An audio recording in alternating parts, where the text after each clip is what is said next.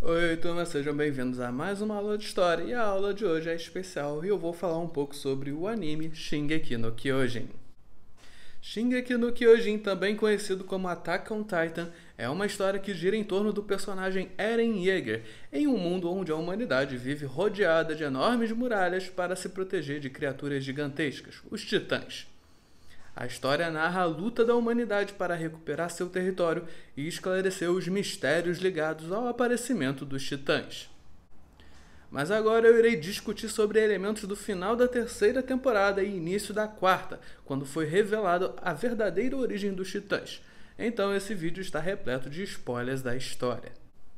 Nós descobrimos que tudo se originou na nação de Marley, que fica no continente próximo. Marley era uma nação poderosa em tempos antigos, porém há cerca de 2000 anos, uma escrava da etnia Eldiana chamada Ymir ganhou o poder dos Titãs. O rei Fritz usou as habilidades dela para derrotar Marley, os forçando a desistir. Após a morte de Ymir, seu poder foi dividido e passado aos seus descendentes na forma dos 9 titãs, que construíram o Império de Eldia. Usando esses titãs, os Eldianos foram à guerra contra Marley e outras nações, saindo completamente vitoriosos e conquistando toda a massa continental. Então temos um momento aqui em que os Eldianos, que eram escravizados ao adquirir o poder dos titãs, fazem uma revolução e tomam o país. E passam então a escravizar seus antigos algozes, os Marleyanos. Cerca de 800 anos depois, a grande cidade marleyana de Lago foi destruída pelos titãs do Império de Eldia em um único dia. Os titãs não pararam de avançar e causaram a morte de inúmeros marleyanos. Não se sabe ao certo se isso realmente aconteceu, pois o personagem Grisha Yeager, o pai de Eren, afirma que este acontecimento foi inventado por Marley para promover sua doutrinação de vítimas históricas dos Eldianos. Porém, Grisha não é totalmente confiável, pois nega todo o passado violento do Império de Eldia também. Após o Império de Eldia ter conquistado meio mundo, houve uma tensão entre as 9 famílias aristocratas que possuíam o poder dos titãs. Elas não se gostavam e estavam em um estado de constante hostilidade. Isso foi o que causou a Grande Guerra dos Titãs. Ao passar do tempo, Marley gradualmente obteve controle do continente antes governado por Eldia, até que o único território sob o comando de Karl Fritz fosse a Ilha de Parades, que agora sabemos que é o território onde começou a trama de Attack on Titan. O rei Fritz levou o máximo de Eldianos que ele pôde para Parades e usou o poder do titã primordial que ele tinha para guiar um enorme número de titãs colossais, que foram usados para fazer as 3 muralhas ao redor do que restava do território eldiano. Para impedir futuras guerras entre Marley e Eldia, o rei Fritz deu um ultimato, dizendo que caso tentassem invadir o território eldiano, ele soltaria os titãs de dentro das muralhas. Esse ultimato foi o que deu fim à Grande Guerra dos Titãs. Apesar de Marley contar a história do lendário herói Elos, a derrota de Eldia na Grande Guerra dos Titãs foi orquestrada por ninguém menos que Karl Fritz, que sentiu pena dos Marleyanos que eram oprimidos em sua época. Após a queda do Império de Eldia, os Eldianos que ficaram para trás no continente foram levados às zonas de concentração, onde eles seriam tratados como cidadãos de segunda classe, perdendo seus direitos civis. Marley então se tornou uma nação expansionista, utilizando dos poderes dos titãs para se tornarem a maior superpotência mundial.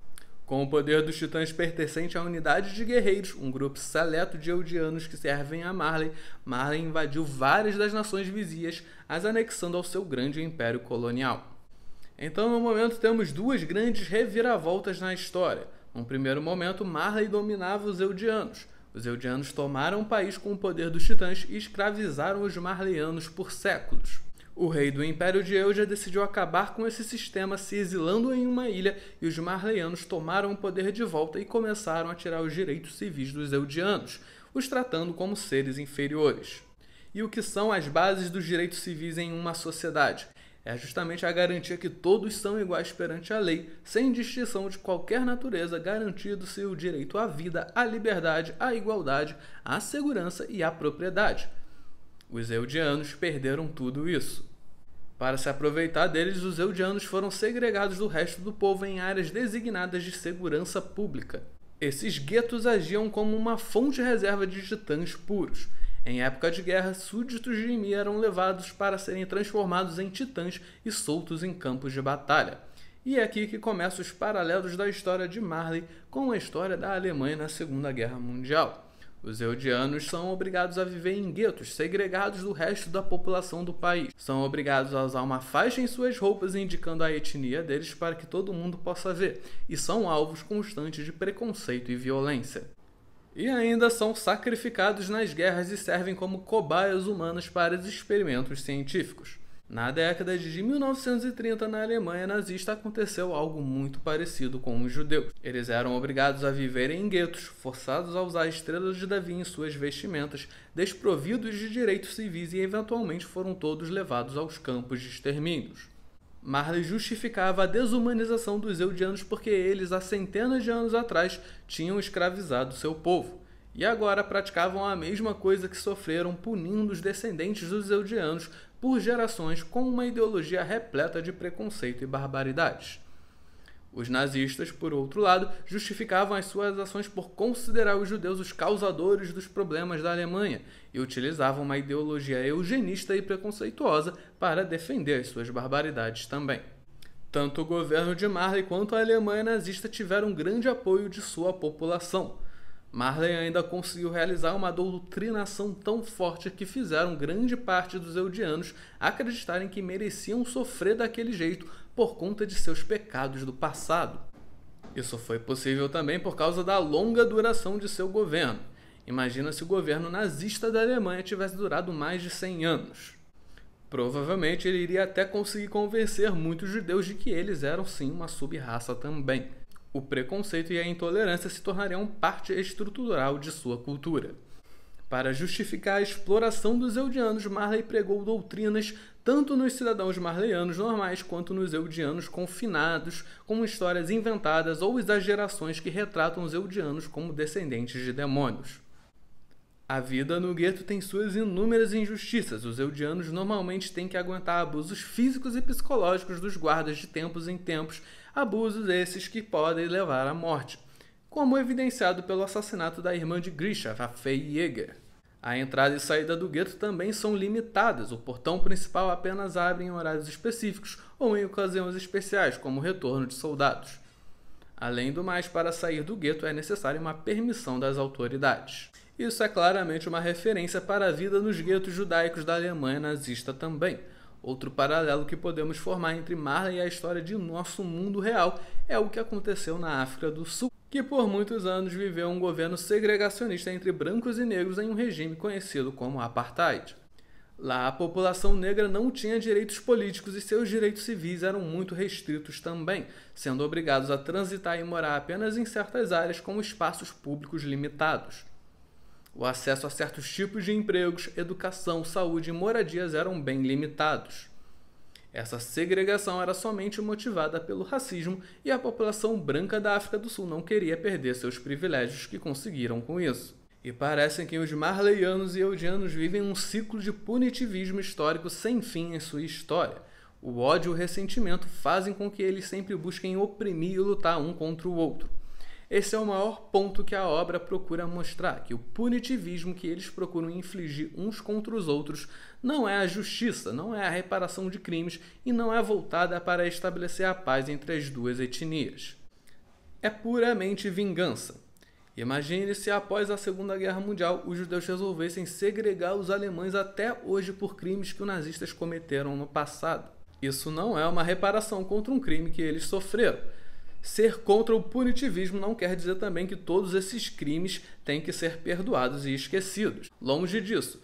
Por isso que, no final da Segunda Guerra Mundial, o Tribunal de Nuremberg foi importante justamente para condenar os oficiais do governo nazista. Não se pode esquecer ou perdoar os grandes genocídios e crimes contra a humanidade cometidos na nossa história. É por isso que existe um museu do Holocausto na Alemanha e o campo de Auschwitz segue preservado e aberto para visitação. Porque não podemos apagar esse passado, ele serve para ser um constante lembrete do que o ser humano é capaz de fazer, por mais horrível que seja.